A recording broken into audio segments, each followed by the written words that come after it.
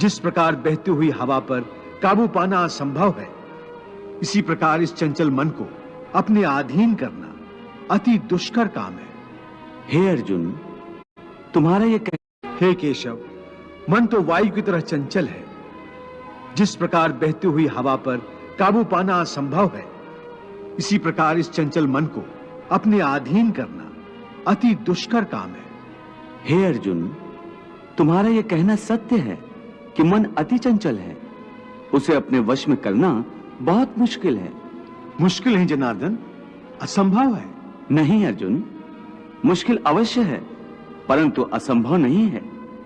तुम्हारा कहना है कि मन को वश में करने का कोई तरीका, कोई साधन भी है? अवश्य है। क्या है वो तरीका? हे अर्जुन, मनुष्य को मैं के घमंड की मदिरा पिलाकर मदहोश करने वाला पाखंडी केवल मन है। उसके हाथों में मोह माया का जाल है, जिसे वो मनुष्य की कामनाओं पर डालता रहता है और उसे अपने वश में करता रहता है। यह मन शरीर से भी मोह करता है, अपनी खुशियों से भी मोह करता है और अपने दुखों से भी। खुशियों में खुशियों से भरे गीत गाता है, तो दुख में दुख भरे गीत गुनगुनाता है। अपने दुख में दूसरों को शामिल करके उसे खुशी होती है। मान लेते हैं आपकी सैलरी 24,000 है। अगर उसमें से 5,000 मैं जला दूं तो बुरा लगेगा ना? फिर जब अपने दिन के 24 किसी भी प्राणी को उसका मन जीवन के अंत तक अपने जाल से निकलने नहीं देता। रस्सी में बांधकर उसे तरह तरह के नाच नचवाता रहता है। वो जीव को इतनी फुर्सत भी नहीं देता कि वो अपने अंतर में झांक कर अपनी आत्मा को पहचाने और आत्मा के अंदर जिस परमात्मा का प्रकाश है, उस परमात्मा का साक्षात्कार करे।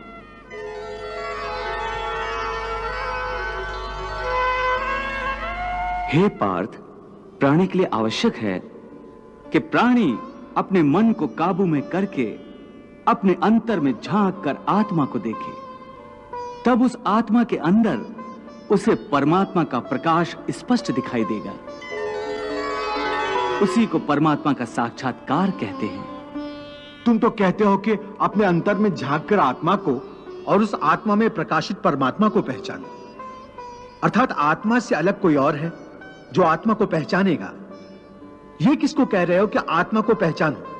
कौन पहचानेगा अंतर की आत्मा को? तुम्हारा मन। मन? हाँ, तुम्हारा मन। परंतु तुम तो कहते हो कि मन माया के भ्रमजाल में फंसाकर प्राणी को बहुत नाच नचाता है। फिर वो आत्मा और परमात्मा की ओर क्यों ले जाएगा? तुमने ठीक प्रश्न किया अर्जुन। उसका उत्तर यह है कि जब तक तुम अपने आप को मन और विषयों के अधीन रहने दोगे, तब तक वो तुम्हें नाच नचाता रहेगा। हे पार्थ, मनुष्य का शरीर एक रथ की भांति है।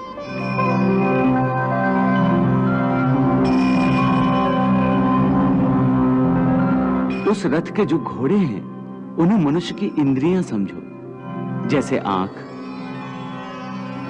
नाक,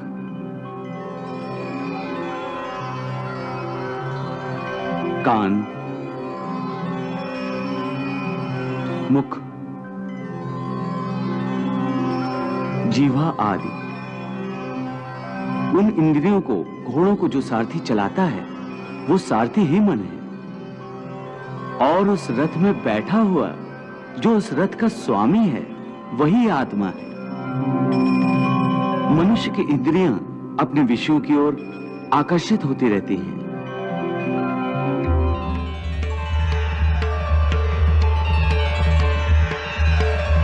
और उसका मन इंद्रियों को उनके विषयों की ओर ही दौड़ाता रहता है।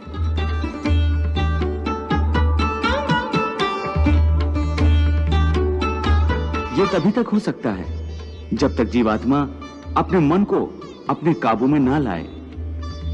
जब तक मन काबू में नहीं आएगा, वो इंद्रियों को उनके विषयों की ओर ही दौड़ाता रहेगा।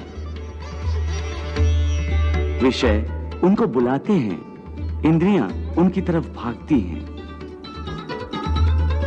और मन जीवात्मा की परवाह किए बगैर रथ को उस ओर लिए जाता है। परंतु जब तुम स्वयं मन के अधीन न रहकर मन को अपने अधीन कर लोगे, तो वही मन एक अच्छे सारथी की तरह तुम्हारे शरीर रूपी रथ को सीधे प्रभु के चरणों में ले जाएगा।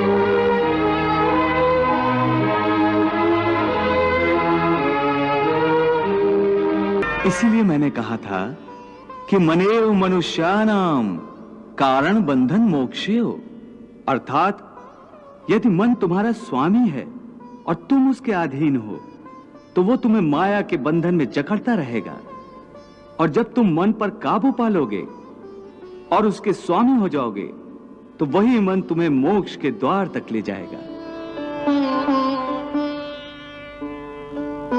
हे मधुसूदन, ये कहना तो बहुत आसान है कि तुम मन पर काबू पालो, मन के स्वामी बन जाओ, परंतु यही तो सबसे दुष्कर कार्य है।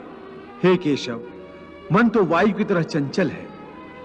जिस प्रकार बहती हुई हवा पर काबू पाना असंभव है, इसी प्रकार इस चंचल मन को अपने अधीन करना अति दुष्कर काम है।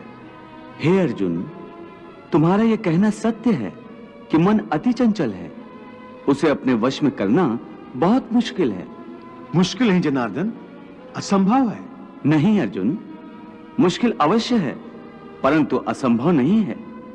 तुम्हारा कहना है कि मन को वश में करने का कोई तरीका, कोई साधन भी है? अवश्य है। क्या है वो तरीका? असंशयम महाबाहो मनो दुर्निग्रहम चलम अभ्यासेन तु कौन्ते वैराग्येण च गृह्यते।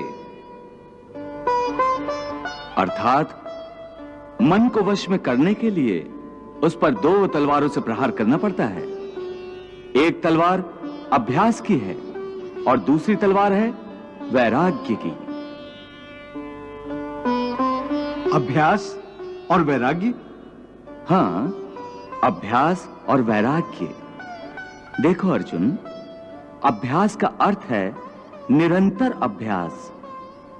मन को एक काम पर लगा दो, वो वहां से भागेगा, उसे पकड़ कर लाओ, वो फिर भागेगा, उसे फिर पकड़ो। ऐसा बार बार करना पड़ेगा। जैसे घोड़े का नवजात शिशु एक क्षण के लिए भी स्थिर नहीं रहता, क्षण क्षण में इधर उधर फुदकता रहता है।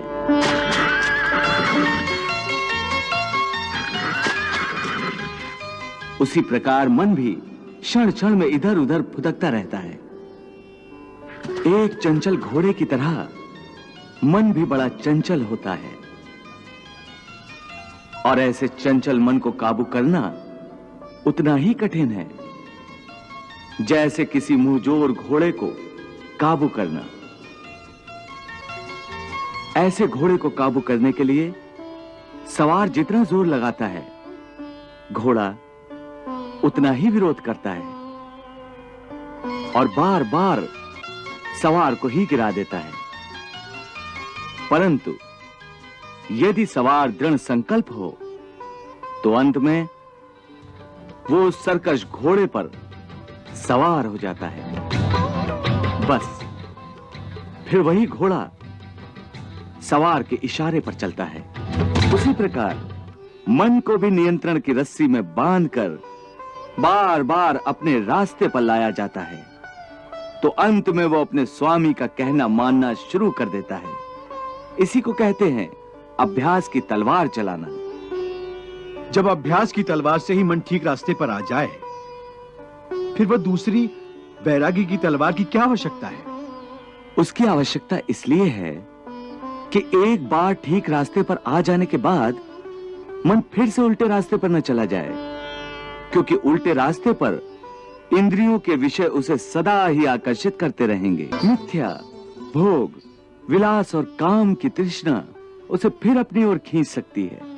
इसलिए मन को यह समझना जरूरी है कि वो सारे विषय भोग मिथ्या हैं, असार हैं, योग माया के द्वारा उत्पन्न होने वाले मोह का भ्रम है। मन जब इस सत्य को